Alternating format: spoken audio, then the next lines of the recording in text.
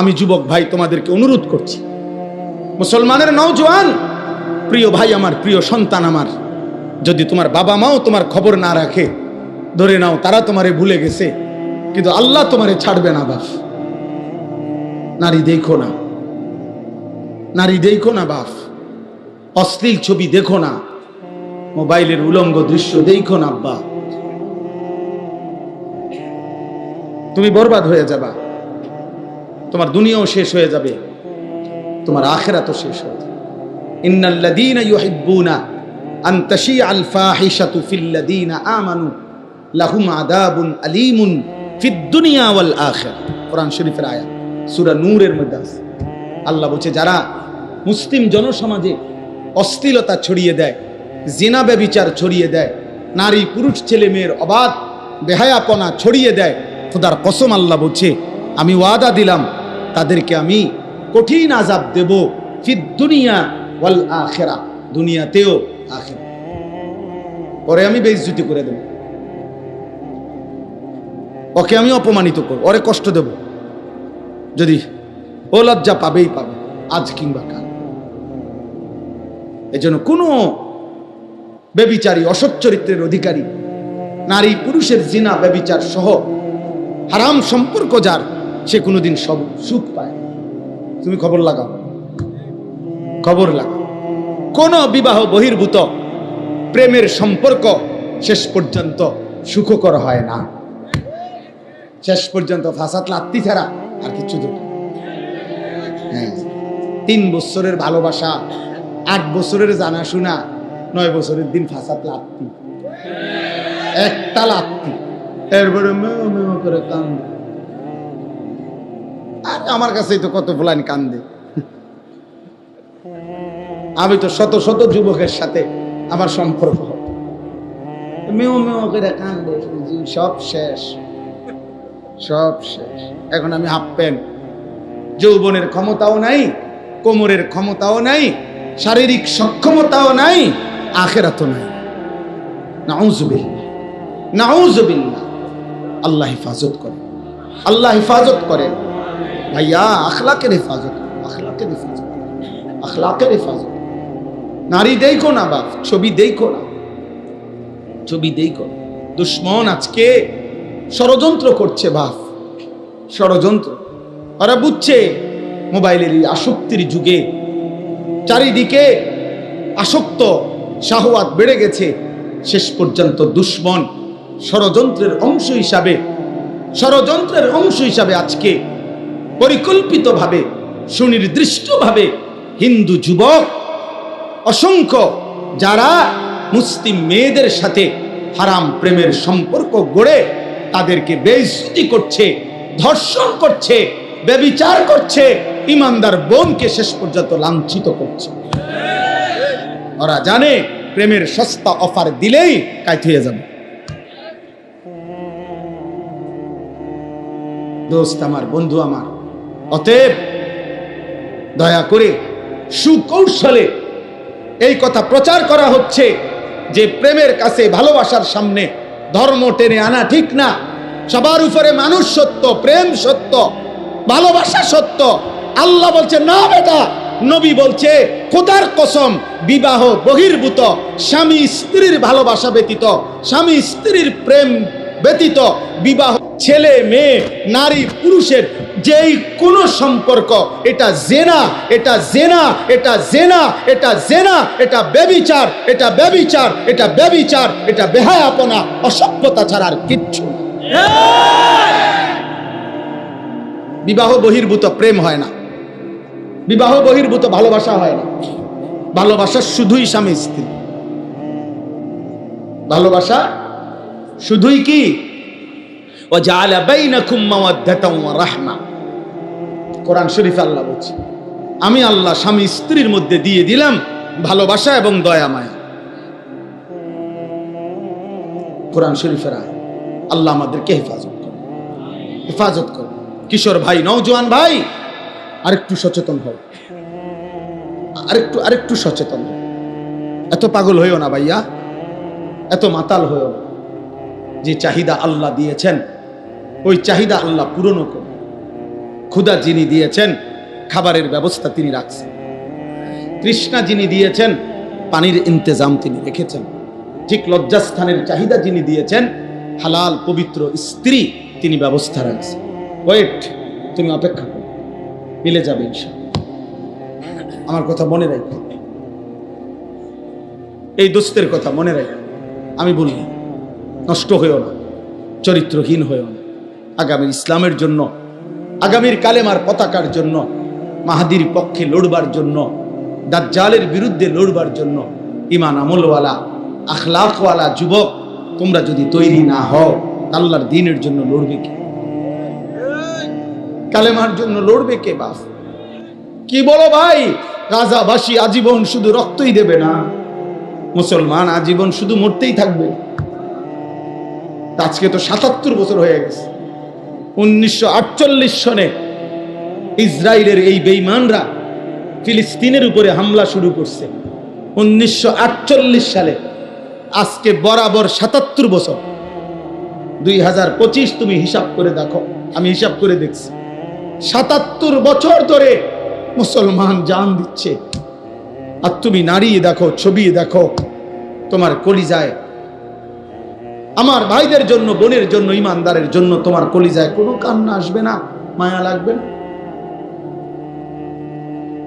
1964 সাল থেকে রোহিঙ্গা মুসলমানরা জীবন দিচ্ছে, রক্ত দিতে আজকে প্রায় 60 বছরের বেশি। ওরা জীবন তাহলে রক্তই দিবে, আর আমরা ঘুমিয়েই থাকবো না? 1947 সালে ব্রিটিশ যখন এই উপমহাদেশ থেকে চলে গেছে, তখন এই কাশ্মীর মুসলমানের অঞ্চল, কাশ্মীরকে অমীমাংসিত রেখে চলে গেছে। সে 47-এর পর থেকে আজকে 2025, 78 বছর ধরে কাশ্মীরের মজলুম মুসলমান জীবন দিচ্ছে। অতএব দোস্ত, আমার বন্ধু নওজোয়ান, আজকে এই ওলামায়ে কেরামের এই পরিষদ থেকে আমরা তোমাদেরকে উদাত্ত আহ্বান জানাই, আগামীর ইসলামের জন্য, মাহাদির সৈনিক হওয়ার জন্য, দাজ্জালের বিরুদ্ধে লড়বার জন্য, পৃথিবীর সমস্ত বেঈমানের বিরুদ্ধে দাঁড়াবার জন্য, ইমানের পতাকা হাতে দাঁড়াবার জন্য তুমি রেডি হও ইনশাআল্লাহ। বলো ইনশাআল্লাহ। 30 বছরের নিচে, 30 বছরের নিচে যাদের বয়স, তারা দাঁড়াও, দাঁড়াও নওজোয়ান, বলো ইনশাআল্লাহ, বলো ইনশাআল্লাহ। আল্লাহর জন্য লড়বো ইনশাআল্লাহ, দ্বীনের জন্য লড়বো ইনশাআল্লাহ। আল্লাহ তোমাদেরকে তৌফিক দান করেন, আল্লাহ তোমাদেরকে হিম্মত দান করেন, আল্লাহ তোমাদেরকে কবুল করেন। বউ ভাই, বউ বউ, বসো বাবা, বসো বসো।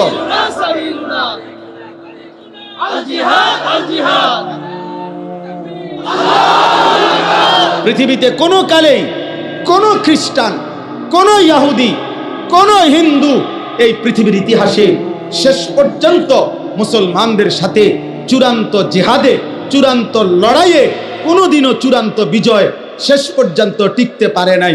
গত 2 বছরে একটানা ইসরায়েলের বেঈমানরা গাজার মুসলমানদের উপরে জুলুম করে ৭৫,০০০ মুসলমানকে শহীদ করেছে। গাজার মাটির সবগুলো ভবন সমান করে দিছে। মজলুম মুসলমান একটা রুটির জন্য শত মাইলও হাঁটছে। এত অভুক্ত, এত রক্ত, এত জান বিলিয়ে দেওয়ার পরেও আল্লাহর কসম, মুজাহিদিন যারা, গাজার মুজাহিদ, হামাসের মুজাহিদরা 1 সেকেন্ডের জন্য তাদের হিম্মত কমে নাই। তারা এখন আবার তারা মাটির উপরে আছে। মুজাহিদ থামে না, ইসলাম ডোবে না, সূর্য কখনো চূড়ান্ত ডোবে না। এখানে বাংলাদেশে যদিও সূর্য ডুবে গেছে, পৃথিবীর সব জায়গায় কিন্তু সূর্য ডোবে নাই, কোথাও সূর্য উঠছে। বোঝেন নাই? পৃথিবীতে একই সময় রাত হয় না, পৃথিবীতে একই সময় সূর্য ডোবে না। এখানে সূর্য ডুবলে অন্য কোথাও সূর্য ওঠে। আল্লাহর কসম, ইসলাম এমন এক সূর্য যেটা কোথাও যদি কোনো কারণে সাময়িক কিছুক্ষণের জন্য পর্যদুস্ত হয়, কিন্তু অন্য জায়গায় তৎক্ষণাৎ ইমানের সূর্য, ইসলামের সূর্য ঝলঝল করে উঠতে থাকে। এজন্য গাজার মুসলমান যদিও রক্ত দিচ্ছে, আফগানের মুসলমান কালেমার পতাকা উড়াচ্ছে। একই মুহূর্তে পৃথিবীতে গাজাবাসী রক্তে লাল, আফগানে ইমানের পতাকা উঠছে। মুসলমান হারে নাই, ইমানদার হারে নাই। মনে রাখো, মদে মাতাল যুবক, নারীতে আসক্ত যুবক, মোবাইল আর অশ্লীল ছবি দেখা ছাড়া যার রাত কাটে না, দিন কাটে না, একটা সেজদাও যে সমস্ত ছেলেরা দাও না, মনে রাখো আমার আব্বা বাপ, তোমারে ছাড়াও ইসলাম বিজয় হবে, তোমারে ছাড়াও মাহাদি লড়বে, তোমারে ছাড়াও দাজ্জালের বিরুদ্ধে লড়বে, তোমারে ছাড়াও ঈসা নবীর যোদ্ধা বাহিনী লড়বে। কিন্তু হয়তো তুমি কামে লাগলা না, তুমি চলে গেলা জাহান্নামের পথে। ইমানদার নওজোয়ান ঠিকই আল্লাহর জন্য জান দেবে। এজন্য তুমি হও সেই কাফেলার সৈনিক, বলো ইনশাআল্লাহ। তুমি হও ফজরের মুসল্লি, ইনশাআল্লাহ তুমি হবে মাহাদির সৈনিক। হ্যাঁ হ্যাঁ, এটা হাদিসের। ফজরের মুসল্লি যারা, মাহাদির সৈনিক তারা। এই বাংলার মাটিতে কালিমার পতাকা উড়বে ইনশাআল্লাহ, ইনশাআল্লাহ উড়বে, ইনশাআল্লাহ, ইনশাআল্লাহ।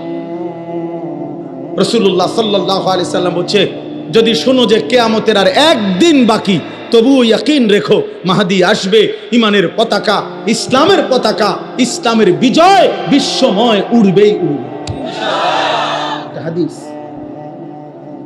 এটা হাদিস। হয়তো তুমি কামে লাগবে না, আরে তুমি কামে লাগবে না, রে তুমি বেরিয়ে চাইলে আর কি, তুমি নারী দেখে দেখে শেষ হয়ে গেল, তুমি অশ্লীল ছবি দেখে দেখে শেষ হয়ে গেল, তুমি চুল ঠিক করতে করতে হায়াত শেষ, তুমি মোবাইল টিপতে টিপতে হায়াত শেষ, আর কোনো কামে লাগলে না আর কি, এর দূর আর কি। কিন্তু মনে রেখো বাপ, এজন্য আজকে আমি অনুরোধ করছি, আমার ওই কথার থেকে আবারও ফিরে যাই। আমরা অভিভাবক যারা বলছিলাম, একজন পুরুষ, অতএব অভিভাবক হিসাবে আমার অধীনস্থ স্ত্রী, আমার ছেলে, আমার মেয়ে, আমার অধীনে যারা, তাদের ঈমান আমলের হেফাজত কার দায়িত্ব? অভিভাবক। কার দায়িত্ব বলেন না কেন? অভিভাবক। অভিভাবক। 3 বছরের বাচ্চাটা সারাক্ষণ মোবাইল টিপে কেন? তার মা নাই? 12 বছরের ছেলেটা সারাক্ষণ মোবাইল টিপে কেন? কেন তার বাপ নাই? আপনি চিরানি খান, আপনি ঘাসনি কাটেন, কার জন্য আপনি রোজগার করেন? এত টাকা, এত ঘাম, এত পয়সা আপনি রোজগার করছেন ওর জন্য? কার জন্য বিল্ডিং করলেন? ও তো এক ওয়াক্ত নামাজ পড়ে না। এই দুশ্মন আমনের জন্য কি উপকারে আসবে? কথা বলে না? হ্যাঁ, ওই বাপ, আমনে যে আজকে 60 বছর হয়ে গেল, আমনে যে আজকে 30টা বছর ধরে এই বাজারে মাথার ঘাম পায়ে ফেলাইয়া একটা একটা টাকা রোজগার করেন, ব্যবসা করেন, আপনার স্ত্রীও বেপর্দা, আপনার ছেলেও নামাজ পড়ে না, আপনার মেয়েও পর্দা করে না, আপনি এনে বাজারে ঘাম ঝরে, আর তারা বইয়া বইয়া টেলিভিশনে ঘরে সোফাত বইয়া তারা নর্তকীর নাচ দেখে, নাটক দেখে, সিনেমা দেখে। আপনার ছেলে এলাকার আরো 2-4টা বখাটের লগে পুরা দমে মোবাইলে উলঙ্গ ছবি দেখছে, আর আমনের ঘাম বাইয়া বাইয়া পড়তেছে একটা একটা টাকার জন্য। এই দুশ্মন যারা, আল্লাহর দুশ্মন, নবীর দুশ্মন, ইমান ইসলামের দুশ্মন, যাদের ওযু নাই, সেজদা নাই, নামাজ নাই, দিন নাই, শরীয়ত নাই, এদের জন্য যে আপনি এত কষ্ট করলেন, এরা আপনার দুনিয়ার কি কাজে আসবে, আখিরাতের কি কাজে আসবে? বলেন অভিভাবক, বলেন। আর দরকার আর আইতাম না, কোনো আইজ গিয়ে কই যা, আর আইলাম না। কইবেন আপনারা যে হুজুর এরম শক্ত হুজুর আর জীবন আইলেন। একবারই আসা, আমি এক অস্থির মানুষ, যার জীবনের কোনো স্থিরতা নাই। আমি কখন কই থাকি, কি করি কিচ্ছু জানি না, নিজেও জানি না।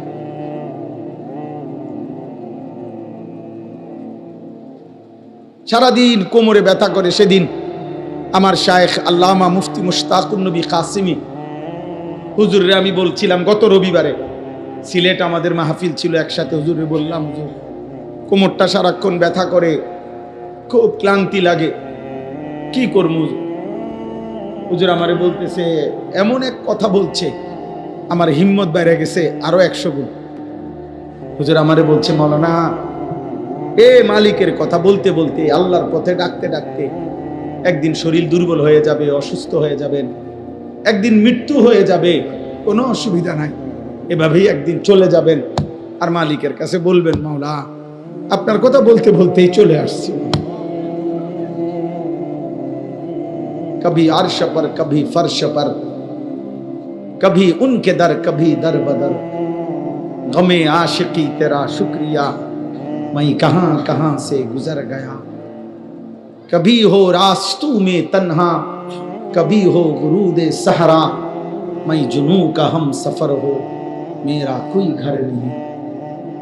এজন্য হযরত উলামায়ে কেরামের কাছে আমার অনুরোধ, আপনারা আপনাদের প্রত্যেকের জায়গায় নিজ নিজ মহল্লা, নিজ নিজ এলাকা, নিজ নিজ মসজিদ মাদ্রাসা আশপাশ যার যার সাধ্য মতো, কেউ 5 জনরে বলেন, কেউ 50 জনকে বলেন, কেউ 5000কে বলুক, কেউ 50,000কে বলুক, কেউ 5 লক্ষকে বলুক, যার যার সাধ্য মতো আপনারা প্রত্যেকের কাছে এক ভাই হিসাবে আমি অনুরোধ করছি, হযরত উলামায়ে কেরাম আরেকটু মেহনত করেন, আরেকটু উম্মতের ফিকির করেন, দরদ করেন, আরো একটু দেখেন এই সমাজের ছেলেগুলোকে ফেরানো যায় কিভাবে, এই সমাজের মেয়েদেরকে কিভাবে ফিরানো যায়, এই সমাজের বাবাদেরকে কিভাবে ফিরানো যায়।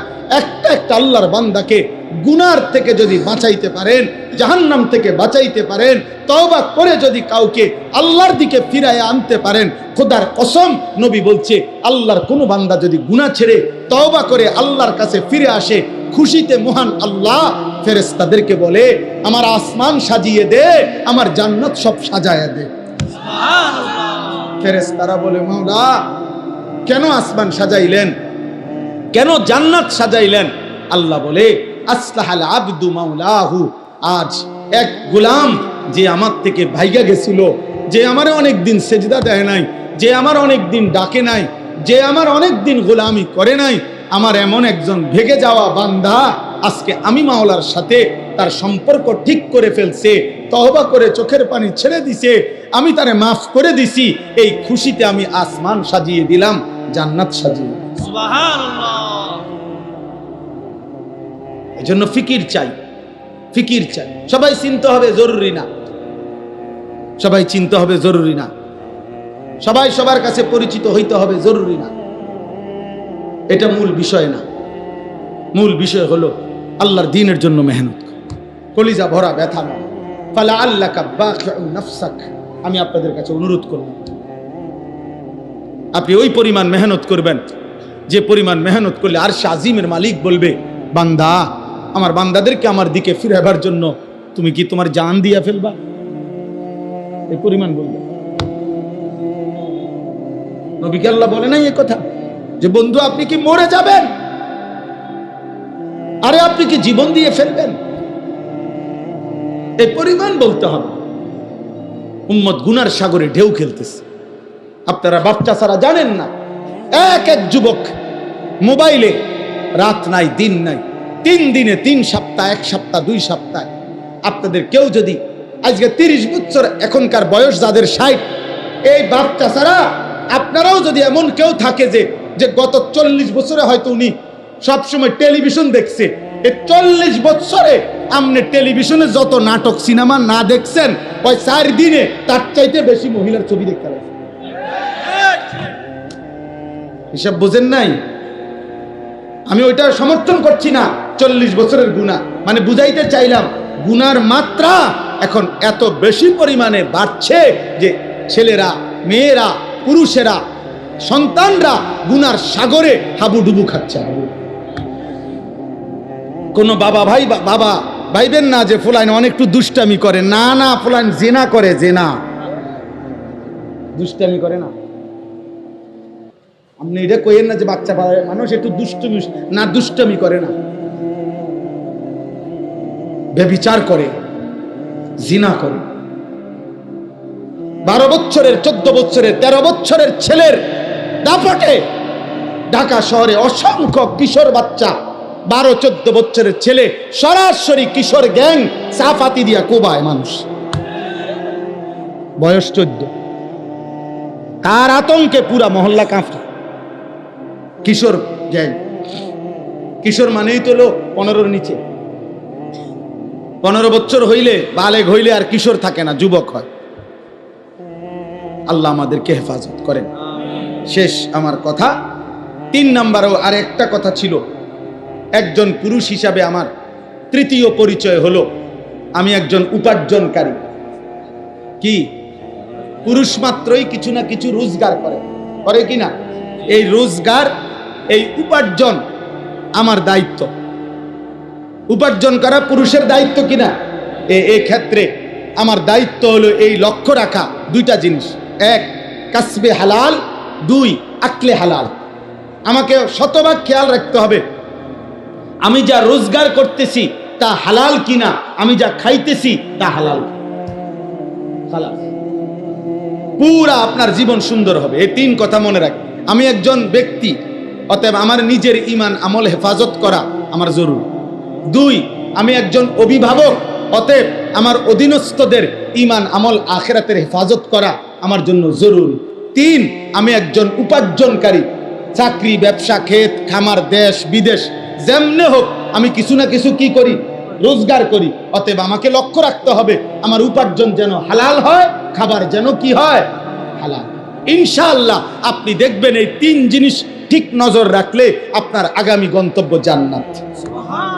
আল্লাহ তৌফিক দান, আল্লাহ কবুল করেন, আল্লাহ হিম্মত দান করেন। মুআজ্জাজ হাজিরিন, আমি শুধু আয়াতের তরজমা বলছি। হুয়াল্লাযী খালাকাকুম মিন তুরাবিন সুম্মা মিন নুতফাতিন সুম্মা মিন আলাকাতিন। আল্লাহ তাআলা বলে, বান্দা আমি আল্লাহ যিনি তোমাদেরকে সৃষ্টি করেছি মাটি থেকে, অতঃপর বীর্য থেকে, অতঃপর জমাট রক্ত থেকে। আমি আল্লাহই ধীরে ধীরে 7টা ধাপে আমি আল্লাহ তোমাদেরকে মায়ের পেট থেকে, পৃথিবী থেকে বের করেছি। সুম্মা ইউখরিজুকুম তিফলান, যেদিন আমি মায়ের পেট থেকে বের করলাম সেদিন আমি তোমাদেরকে শিশু হিসাবে বের করেছি। সুম্মা লিতাবলুগু আশুদ্দাকুম, ধীরে ধীরে আমি তোমাদেরকে পূর্ণ শক্তিতে পৌঁছাইছি, মানে যৌবন কাল দিয়েছি। সুম্মা লিতাকুনু শুয়ুখা, অতঃপর আমি তোমাদেরকে বৃদ্ধ বানিয়েছি। তাইলে আল্লাহ বললেন, বান্দা মনে রেখো, মাটিতে তোমাকে আমি রাখছি, বীর্যের মধ্যে তোমাকে আমি রেখেছি, জমাট রক্ত, গোশতের টুকরা, হাড্ডির কঙ্কাল, গোশতের আবরণ, রূহ ফুঁকে দেওয়া, শিশুকাল, যৌবনকাল, বৃদ্ধকাল, এই সকল অবস্থার পরিবর্তন আমি করেছি। অমিনকুম মান ইউতাওয়াফা মিন ক্বাবলু, আমি কিন্তু সবাইকে যৌবন দেই না, সবাইকে বৃদ্ধ বানাই না, বরং অসংখ্য ব্যক্তিকে আমি আল্লাহ এই 3 স্তরে পৌঁছবার আগেই মৃত্যু দিয়ে ফেলি। কেউ ছোটবেলায়, কেউ যৌবনকালে, কেউ বৃদ্ধকালে। মৃত্যু হয় কিনা? 3 বছরের বাচ্চা মরে তো, 30 বছরের যুবক মরে তো, 90 বছরের বৃদ্ধ মরে তো। ওয়ালিতাবলুগু আজালাম মুসাম্মা, আমি কিন্তু প্রত্যেককে আমি আল্লাহর নির্ধারিত হায়াত আমি পূর্ণ করে থাকি। কাউকে অকালে মৃত্যু দেই না, বরং আমার ফয়সালা মতে মৃত্যু দেই।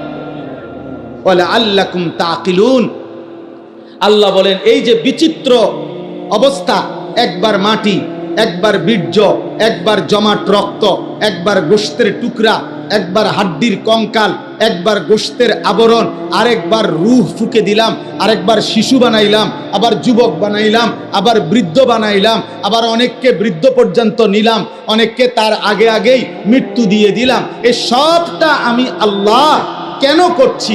এমন রকমের ওয়ালাআল্লাকুম তাকিলুন, যেন তোমরা বুঝতে পারো। কি বুঝতে পারো? যেন তুমি বুঝতে পারো আমার এই শরীর, আমার এই দেহ, আমার এই জীবনের উপরে আসলে আমার কোনো নিয়ন্ত্রণ নাই, আমার কোনো ক্ষমতা নাই। শিশু আমি কেন হলাম? আল্লাহ চেয়েছে। যৌবন আমার কেন পেলাম? আল্লাহ চেয়েছেন বলে। বৃদ্ধ আমি কেন হলাম? আল্লাহ চেয়েছেন বলে। আমি কেন হাসলাম? আল্লাহ হাসায় বলে। আমি কেন কাঁদি? আল্লাহ কাঁদায় বলে। আমি কেন সুখে আছি? আল্লাহ সুখে রাখছে বলে। আমি কেন দুঃখে আছি? আল্লাহ দুঃখে রাখছে বলে। আমি কেন সুস্থ আছি? আল্লাহ সুস্থ রাখছে বলে। আমি কেন অসুস্থ হলাম? আল্লাহ অসুস্থ করছেন বলে। আল্লাহ বলে, বান্দা অতএব তোমার যেহেতু কোনো অধিকার নাই, বরং আমার হাতে সব, অতএব তোমার আকল আর বুদ্ধি বিবেক দিয়ে তুমি ভাববা।